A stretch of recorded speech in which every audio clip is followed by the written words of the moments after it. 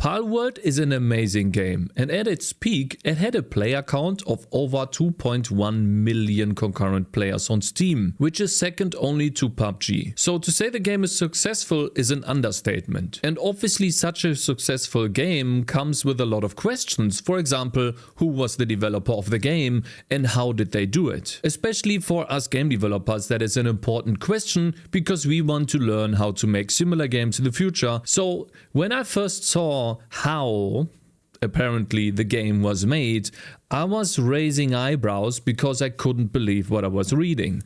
And so this brings me to the following here. In the very beginning there was a Reddit post explaining how the Palworld devs are based as fuck.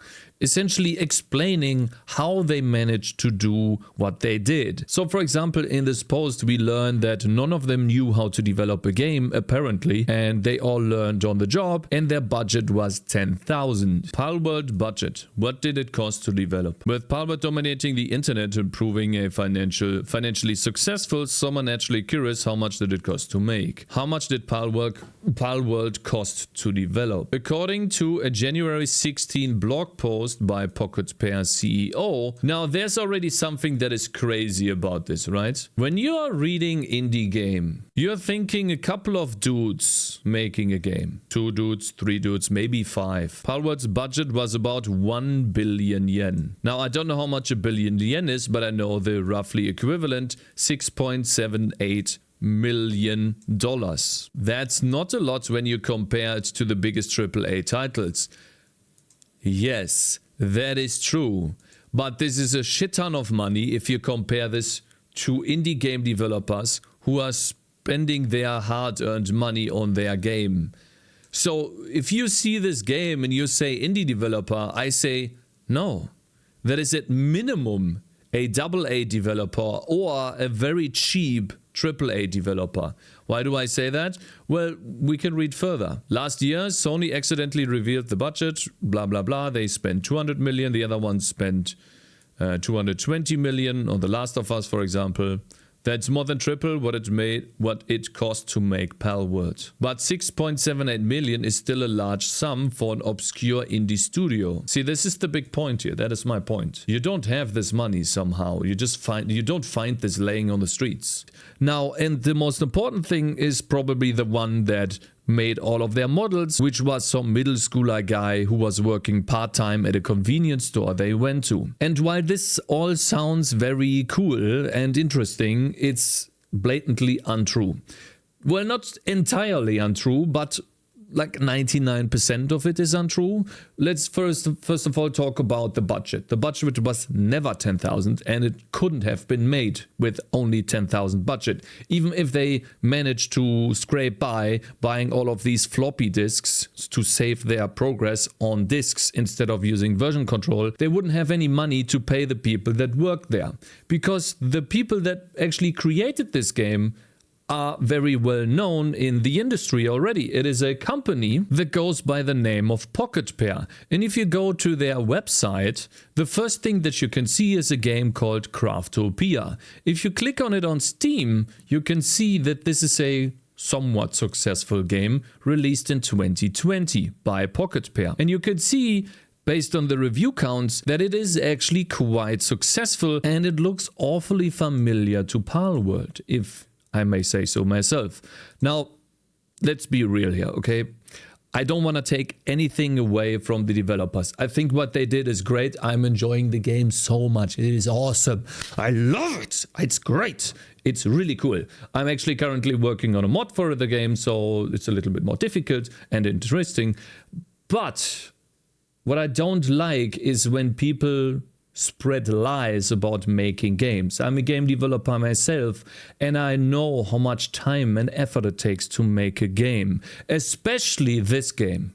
You can take out, for example, a single animation. Now, excuse me if this image is a little bit blurry, but this is taken from a recording of mine. You can see that I'm currently attacking the crevice right here and I'm hitting it. Now, I'm missing a little bit, but I'm hitting it. And you can see that there is an animation and an effect that happens whenever I hit this guy. And you can see that this effect, not only does it look really cool and it is animated, if you go frame by frame, you can see that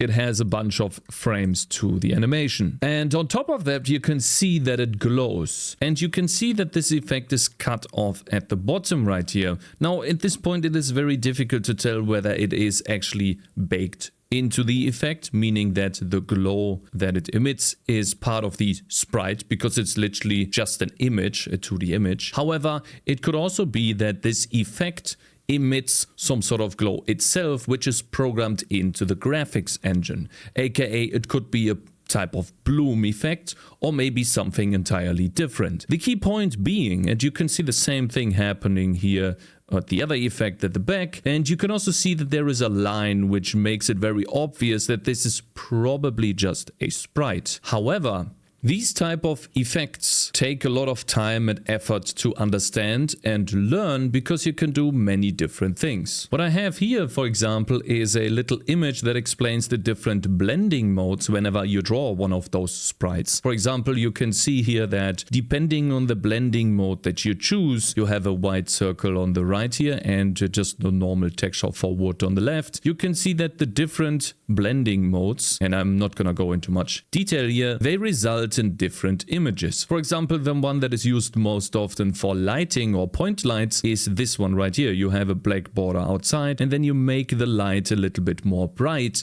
where the light is. So basically the circle is a little bit more bright, you could see it here as well, than the wood texture is on its own, creating the effect of lighting. And many of these different effects come into play whenever you do, well, different effects. Point being that just a simple attack like this can take multiple hours and maybe even iterations of getting right, just so that you have a cool effect together with the sound effect, but maybe with some knockback.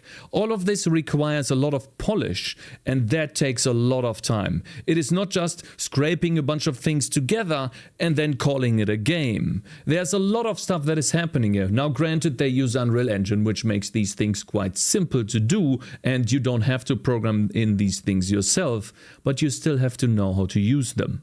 And that takes a lot of time. So if we take a look at this game, you can see that it came out on 2020. Now, about the development time of Craftopia, I have no idea how long it took. If you select a custom range of 2017 to 2018, there's nothing you can find on YouTube or on Google. But if you set the range from 2018 to 2019, you start getting some results about Craftopia.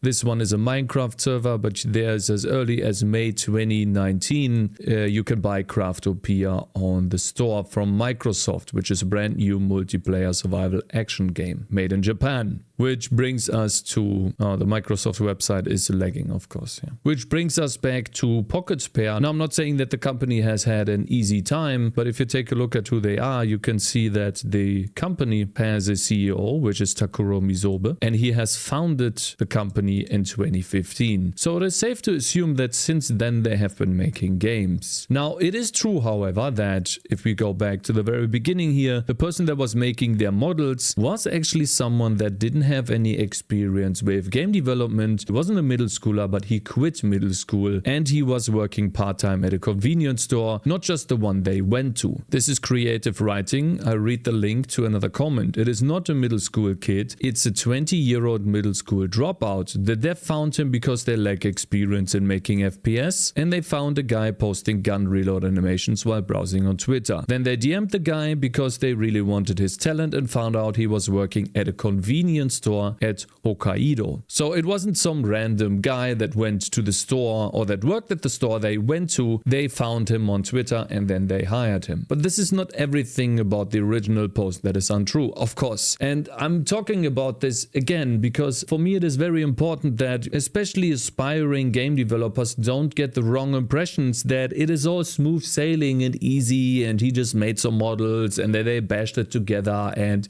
it was all done. That's not the case. And especially there's an article out there, Palworld, or the development team of Palworld, Pocket Pair, has faced many difficulties during development. They indeed had a lot of issues transitioning from Unity to Unreal Engine, and on top of that they had a very inexperienced team when it comes to 3D animation. And then lastly there's the thing about the budget as it dwindled. And this is something that is very important because you can't make such a game with a budget of only 10,000, especially especially in the short amount of time that we are talking about here, because you have to pay people that work for you.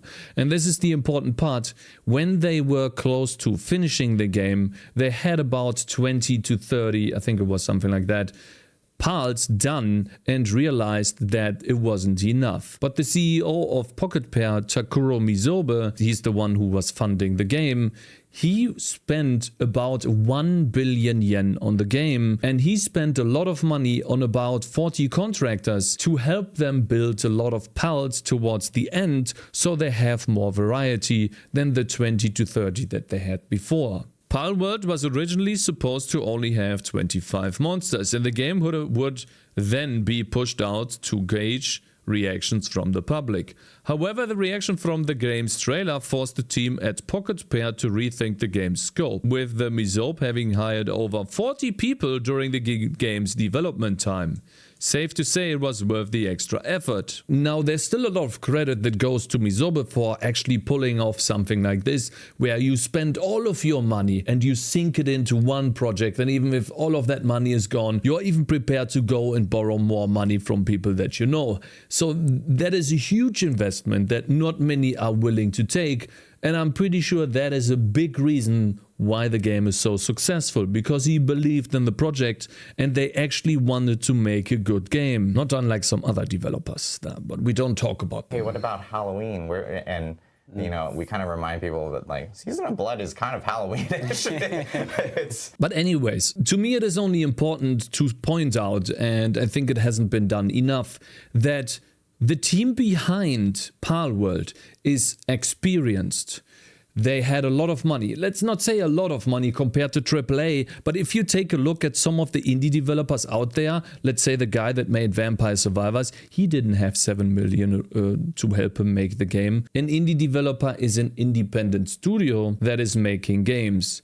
But at some point they become big, and I think Palworld has gotten, or let's say Pocket Pair, the makers of Palworld, they have had a lot of experience making games. They might not have had a lot of experience with 3D rigging and 3D animations, but they have made 2 games before. They have scrapped 1 game and they have made Craftopia. Both of those games gave them experience to make Palworld. Keep in mind that behind Palworld is a lot of experience, a lot of failure, and a lot of hard work. It is not as simple as just some middle schooler making funny animations and models, and then a bunch of inexperienced people smashing together some stuff with a budget of 10,000, and there you have it. Unfortunately, that's not how it is done. Anyways, just wanted to talk about this. I think this is very important, and keep making games, guys.